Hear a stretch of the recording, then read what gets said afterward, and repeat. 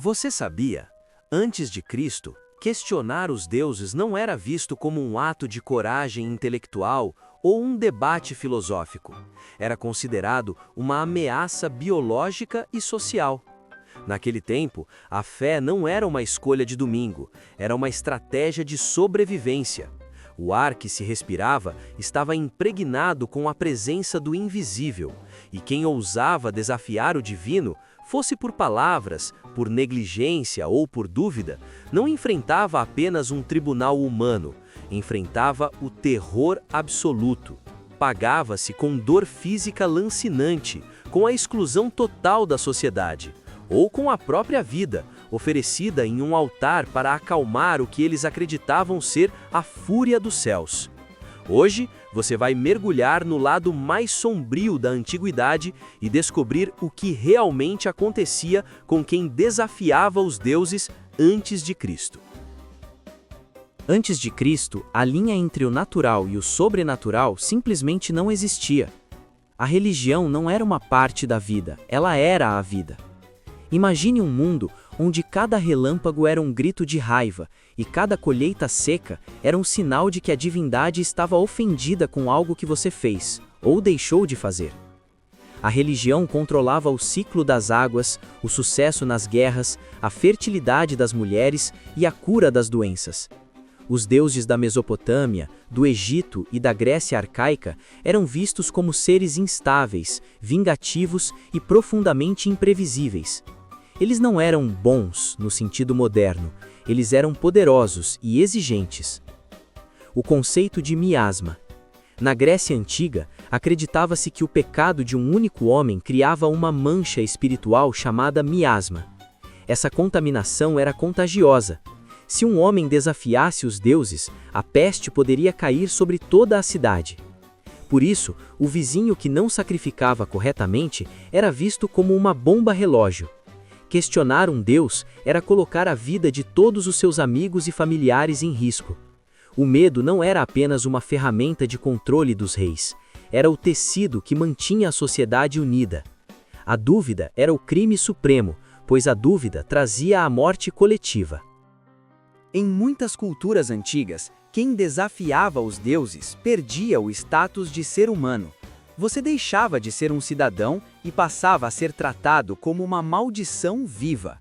Na Mesopotâmia, os sacerdotes astrólogos eram os juízes supremos. Se as estrelas ou as entranhas de um animal sacrificado dissessem que você ofendeu Enlil ou Ishtar, não havia advogado de defesa.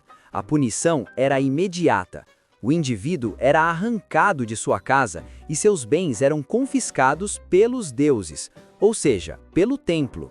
O caso da rubris na Grécia. A Grécia nos deu a filosofia, mas antes disso nos deu o conceito de rubris, a arrogância de se comparar aos deuses. Exemplo, imagine o mito de Aracne, que ousou dizer que tecia melhor que a deusa Atena. No imaginário grego, ela não foi apenas cancelada, foi transformada em um monstro. Na vida real, cidadãos que mostravam impiedade, azebeia, enfrentavam julgamentos capitais. O caso mais famoso, embora no limite desse período, foi o de Sócrates, condenado à morte por não acreditar nos deuses da cidade. As punições práticas. Humilhações públicas. O indivíduo era despido de sua dignidade na praça principal. Ostracismo e expulsão. Ser banido para o deserto ou para florestas selvagens era uma sentença de morte lenta. Torturas ritualísticas, onde a dor era vista como uma forma de limpar a ofensa. O suicídio forçado, onde o culpado era obrigado a tirar a própria vida para que a mão do Estado não ficasse suja com o sangue que os deuses odiavam. Quando a desgraça já havia caído sobre o povo, o culpado, ou alguém escolhido para representar a culpa, tornava-se o centro de rituais sangrentos. Os cananeus e o culto a Moloque. Em momentos de crise extrema, ou para evitar a derrota em guerras, o desafio aos deuses era respondido com o sacrifício mais valioso, a vida de crianças. O silêncio diante do altar de Moloque era a prova final de submissão. Desafiar essa ordem significava o extermínio de toda a linhagem da família. Roma primitiva e o medo do sagrado. No início de Roma, a Pax Deorum, a paz com os deuses, era a lei máxima.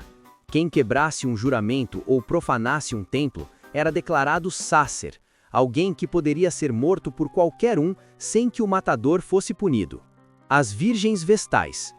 Se uma sacerdotisa de Vesta quebrasse seu voto, ela era enterrada viva. O castigo não era apenas para puni-la, mas para enterrar a ofensa longe dos olhos do sol. Execuções exemplares. Apedrejamento, uma forma da comunidade inteira participar da expulsão do mal. Lançamento de penhascos, muito comum na Grécia e em Roma, para entregar o culpado diretamente às divindades do submundo. O objetivo era o pavor. O castigo precisava ser um espetáculo visceral para garantir que ninguém mais ousasse ter um pensamento independente.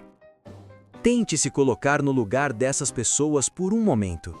Imagine viver em um mundo onde até os seus pensamentos mais íntimos podiam condenar você e sua família. Onde ter uma dúvida sobre a eficácia de um ritual, no silêncio do seu coração, já era um flerte com o abismo. As pessoas não cresciam com esperança, elas cresciam com uma culpa ancestral.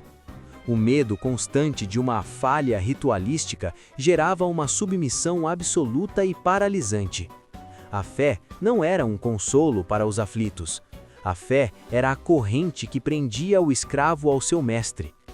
Muitos obedeciam e sacrificavam seus melhores animais e grãos não por gratidão, mas por um terror paralisante de serem os próximos na lista de execução dos deuses.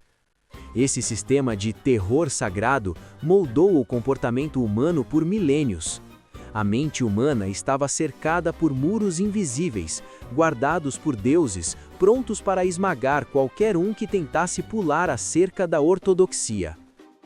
A chegada de Cristo trouxe uma ruptura que a história moderna muitas vezes ignora em sua profundidade. Não foi apenas uma mudança de doutrina, foi uma revolução na própria natureza do ser humano.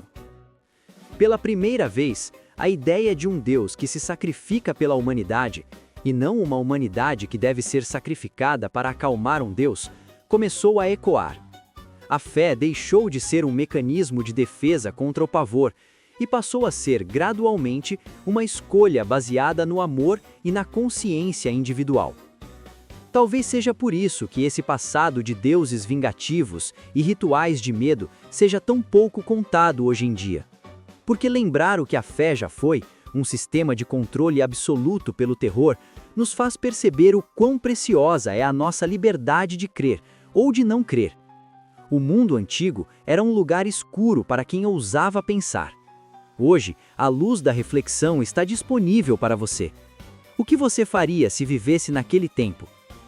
Se essa história te fez enxergar o passado com outros olhos, compartilhe este vídeo com alguém que valoriza a liberdade. E não se esqueça de se inscrever para mais mergulhos profundos na história que ninguém te conta.